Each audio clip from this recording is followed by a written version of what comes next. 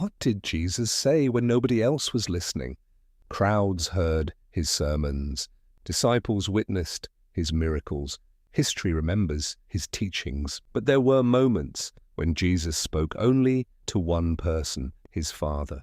And those prayers reveal more about Jesus than almost anything else in Scripture. They were not performances, they were not rehearsed. They were raw, intimate, and deeply personal conversations between a son and his Father. And if you listen closely, they still speak today. Again and again Jesus left the crowds behind. While others slept, he climbed mountains in the dark. While the city rested far below, he knelt beneath the open sky. The Son speaking with the Father, not out of duty, not out of obligation, but out of love. There was something about those quiet hours before dawn that no sermon could replace. In those moments, Jesus was not the teacher, not the miracle worker, not the healer. He was simply a son pouring his heart out to his Father.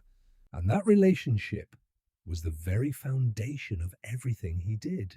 Many people imagine prayer as asking for things, healing, provision, protection. And while those prayers have their place, Jesus often prayed for something far greater. Strength to carry what was coming, wisdom to walk the path set before him. And above all else, the Father's will, not his own comfort, not an easier road, but alignment with a purpose greater than himself. Father, your will be done, 5 words. Yet in those 5 words lived a surrender so complete, so total, that it would ultimately change the course of human history forever. Then came the night before the cross.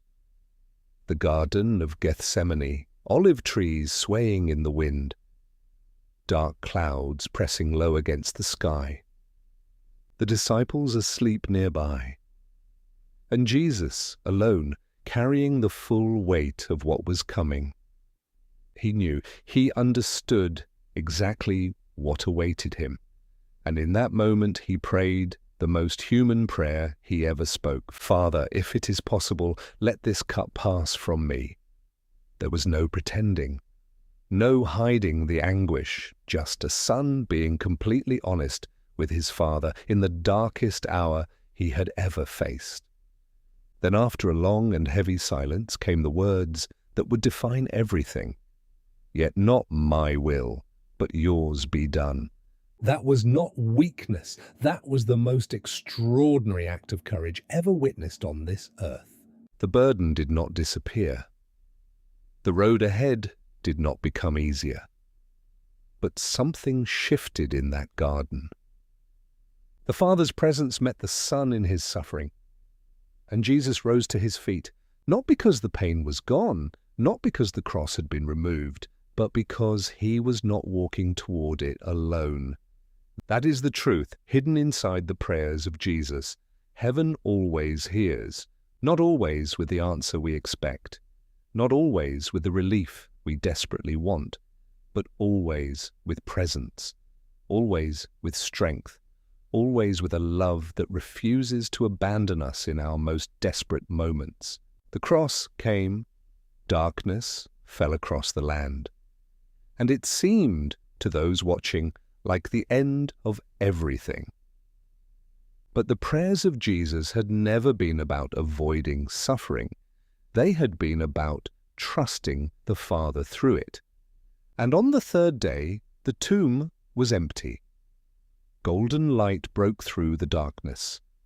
And every prayer Jesus had ever spoken in the quiet of a mountain, in the stillness before dawn, in the agony of a garden, had been answered in the most powerful way imaginable.